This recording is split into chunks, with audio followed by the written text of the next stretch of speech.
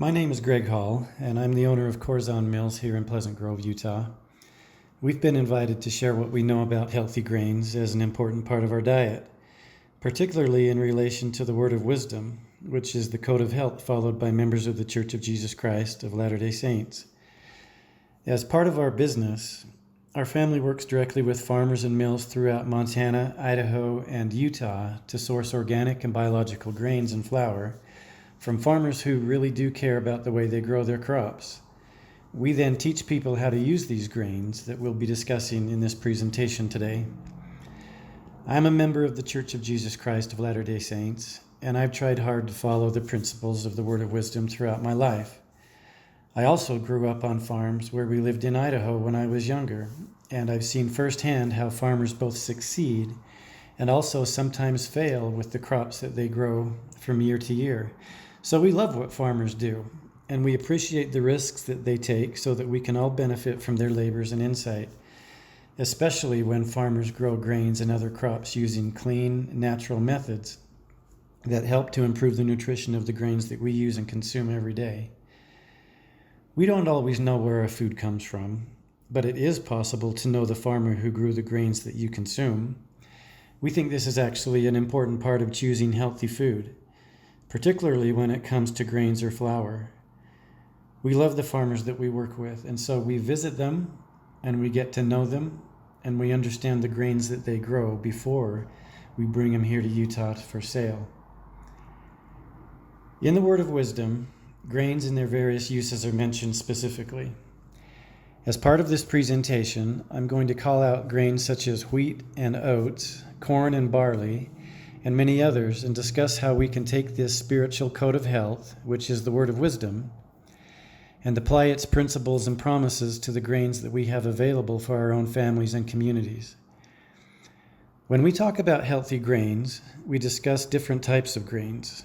Grains like heirloom, and ancient grains such as quinoa and einkorn and spelt, Khorasan, which is also known as kamut, and also flax and amaranth and others. Grains that are now available that perhaps weren't as available 10 to 20 years ago.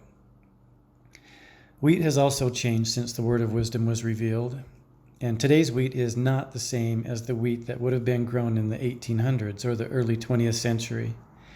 You'll hear more about this later in the discussion, but just know that one of the promises of living the Word of Wisdom is wisdom itself, the ability to make good and correct choices as we learn about the world and the foods that we choose to consume. In this presentation, we'll discuss many types of grains, and through knowledge and study, you'll come to know what grains are best for you and your family and how they can best benefit your health. As I mentioned previously, the Word of Wisdom is the Lord's code of health followed by members of the Church of Jesus Christ of Latter-day Saints. And in verse 14 of the Word of Wisdom, it says, "All grain is ordained for the use of man and of beasts to be the staff of life." We actually believe this, that grains are the staff of life. Where would we be without bread or cereals? And whether we have food storage or not, most of us have some variety of bread or cereals in our home, and we use these almost daily with the foods that we eat. The verse continues, "Not only for man, but for beasts of the field, and the fowls of heaven, and all wild animals that run or creep on the earth." So the Lord ordains grains for man and beasts, mammals and birds, all of which are the majority of us who creep upon the earth. But it's not just about grains. The Word of Wisdom is about health in its purest form.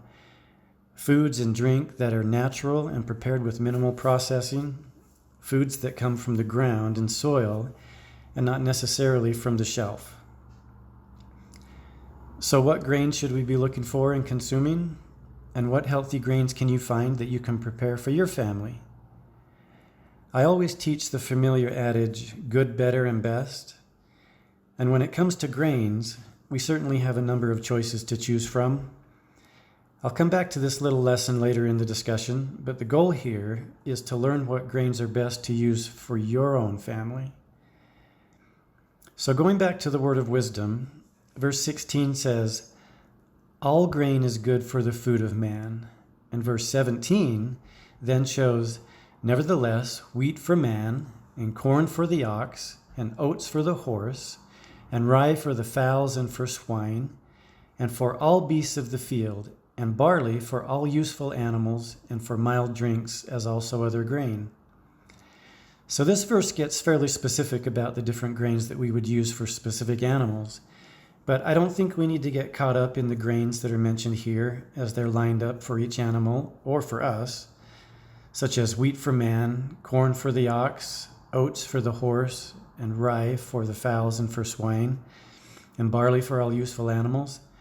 Horses and oxen are certainly useful, and other cattle and farm animals are also useful. So different grains can be used for a variety of reasons and for a number of different animals, including us, or people. So again, as stated in verse 16, all grain is good for the food of man. But what grains have we found that are particularly healthy? And what grains, if any, seem to cause negative health issues? We know through research that heirloom or ancient grains, meaning those that have not been hybridized or crossed, those grains that have remained pure in their original form, can be helpful in the fight against gluten intolerance. These would be grains such as einkorn and emmer, spelt and Khorasan or kamut, these varieties of wheat. Also, other gluten-free grains can also be helpful in this regard. If, as the scriptures say, all grain is good for the use of man, then why do some people have negative reactions to wheat and gluten? Does this mean that all wheat is harmful or bad? No. In fact, on the contrary, only some people have issues with gluten. In fact, just a small percentage of people. But for them, that challenge is very real. But for most people, gluten isn't an issue, and even so, we can reduce the impact of gluten intolerance or allergies by choosing grains that are lower in gluten and that are by their very nature more digestible. These ancient varieties of wheat just mentioned fall into this category. We also know that doing things like soaking or fermenting grains in flour help break down gluten even further, such as for sourdough or for sprouted grains. To help reduce the issues with gluten, over the past 10 to 20 years, there's been a resurgence in reestablishing access to heirloom and ancient grains. These grains are typically those that have not been changed, grains that were once grown here in the US or in Europe, but over time have fallen out of favor with farmers because big agriculture started to dominate the market with faster growing, higher yielding varieties of wheat that promise lower costs and higher returns for the farmer, but at the cost we later learned of having lower nutrition, less flavor, and for some people, having intolerance to these hybrid grains, in particular to modern varieties of hybrid red or white wheat. Now we have access to heirloom varieties of wheat like Red Fife and Sonora White or Marquis, and many others, and other ancient varieties of wheat that are higher in protein and lower in gluten, such as einkorn and spelt, Khorasan, or sometimes called kamut, emmer, and also barley. These varieties of ancient wheat have higher protein but are lower in gluten, making them more digestible and easier to consume for people who have issues with gluten or wheat.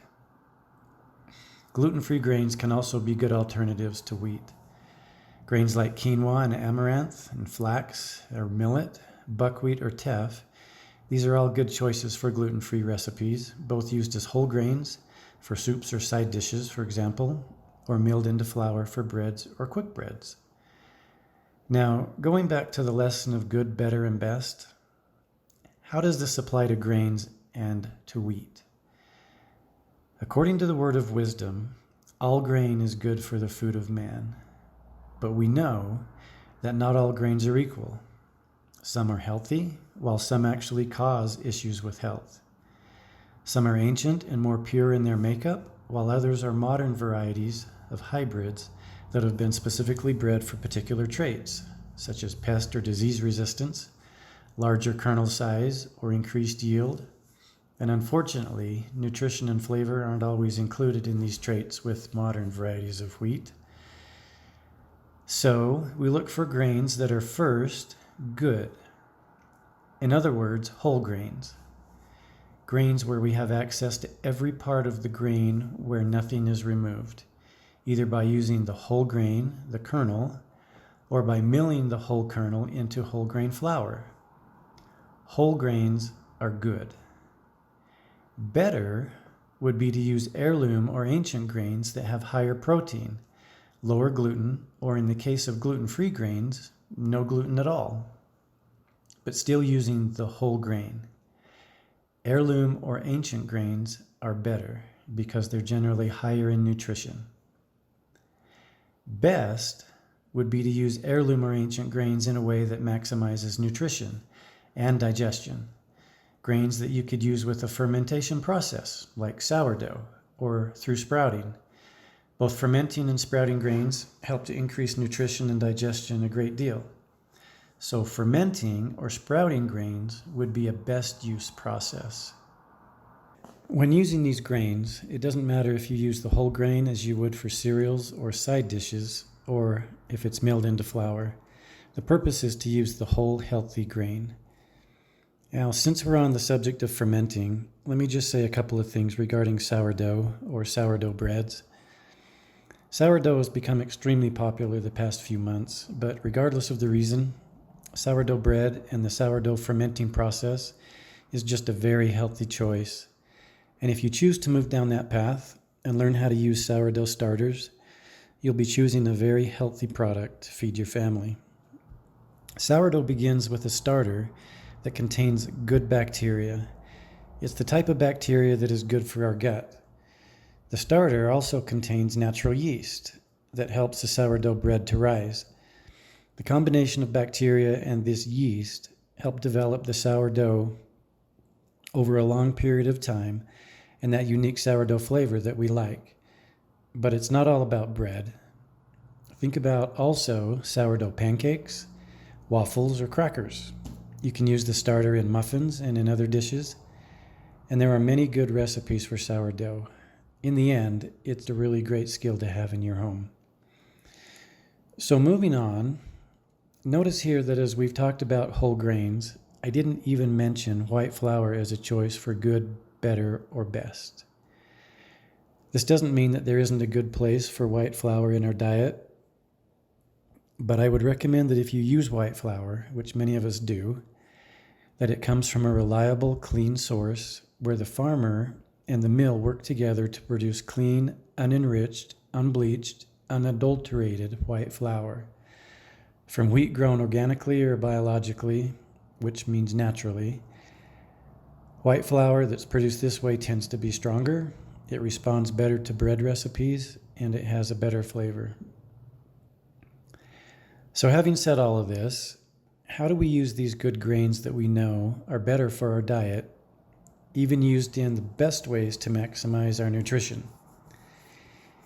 Here I'll show a few recipes our family likes and some I recommend to those that we work with, each using heirloom or ancient grains for not just good food, but I think really good food, using these whole healthy grains. And we'll also add links to additional recipes and sources for grains at the end of the presentation, so you'll have extra sources to choose from. The first is a kamut spelt bread. This is a yeasted bread that uses kamut and or spelt to make a truly healthy whole grain sandwich bread. This was one of the first recipes we developed using kamut and spelt, using these ancient grains. I love a combination of using these ancient grains together, but kamut and spelt stand well on their own. But I think some of the best breads I've ever made are a combination of using ancient grains together. The flavors blend really well. The next would be rolled kamut cereal. This is a cereal made with ancient grains, raw honey, cinnamon, and other healthy ingredients that I really like. This cereal includes other things like flax and sunflower seeds, coconut oil, just some really natural, healthy ingredients. The flavors blend really well with these ingredients, and the cereal is shelf-stable for months. A third dish would be einkorn pilaf, and this would be similar to a rice side dish. used like rice, but with great tasting herbs and seasonings, using fresh vegetables like garlic and green onions to make a savory, healthy side dish. If you've ever heard of farro, that's what this is. Einkorn or spelt or emmer are also called farro. If you've ever been to a restaurant that serves farro as a side dish or as part of the meal, it would be similar to this. And last but not least, for you who have a sweet tooth, cinnamon rolls using kamut whole grain flour. This is a great tasting whole grain kamut recipe. And one of my goals is to come up with a healthy cinnamon roll, if that's even a thing. But this one I think comes close. You won't believe that these cinnamon rolls are made with 100% whole grain flour, because kamut as a grain has a sweeter taste and a softer texture than most other grains, and so it actually works here. So these are just some fun and healthy recipes that we like to share. Although the Word of Wisdom mentions grains as a healthy food, it doesn't suggest any particular ways to use the grains that we choose to use. This is where we get to choose the different ways that we prepare and use grains as we introduce different types of grains to our family. So a couple of suggestions. Purchase a grain mill. We talked earlier about using whole grains, but truthfully, most grains that we would use would be milled into flour. With whole grain flour, you can make breads and quick breads, pancakes, waffles, muffins, pastries, and everything in between. A grain mill actually gives you control over your grains, from coarsely milled grains for cereals to fine whole grain flour used for breads. I would recommend an electric mill, understanding that if the electricity goes out, that you won't have access to the mill. But hand crank mills don't usually mill fine enough for good bread flour. Bread will usually be more crumbly with flour milled from a hand crank mill. The dough structure won't be as good, and you'll get better bread from finer flour milled with an electric mill. Second, become familiar with a variety of grains. Again, this gives you choice over which grains you ultimately feed your family. Different grains have different flavors, textures, and gluten strength, and different nutrients. It used to be that grains we stored and used would typically be red or white wheat and probably rice. But there are so many choices of grains today that weren't here in years past, from different varieties of wheat to gluten-free grains, grains used for bread and grains used for cereals, grains used for soups and grains used for sprouting and grains prepared even for Sunday dinner. There are so many grains to choose from. Don't hesitate to familiarize yourself with different types of grains. And so to summarize, when we talk about grains and health and the promises and blessings that we find in the Word of Wisdom, we look for truth. We look at genetics. We look at purity. We look for grains that are healthy because they haven't been changed or modified. Grains that haven't been hybridized or treated with chemicals. Grains that, when analyzed, show a long history of consistency for an abundance of nurturing proteins and minerals, vitamins and micronutrients. We also look for grains that are healthy because of the way they're grown, without the use of commercial pesticides or herbicides or sprays, where healthy soils actually nurture the plant instead of commercial or synthetic fertilizers being sprayed on the plant itself, which in turn adds little or no value back to the soils. In the end, we want to find and use good, clean, healthy grains. So what is the Word of Wisdom then? It is the Lord's law of health, and it is as true today as it was almost 200 years ago when the Lord revealed the Word of Wisdom to Joseph Smith. And we're still learning today how our food, and in this case, how grains in particular, help us to realize these promised blessings.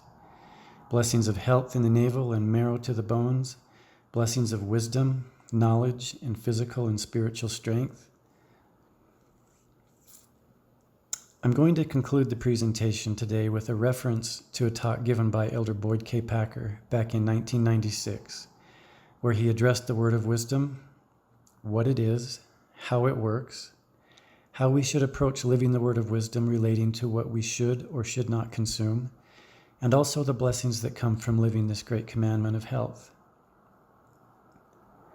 So thanks for spending some time with us today, and just know that you have access to grains that are truly healthy and clean, grains that fit the spirit of the word of wisdom, that are grown by farmers who are stewards of the soil, grains from farmers who truly care about the way their crops are grown.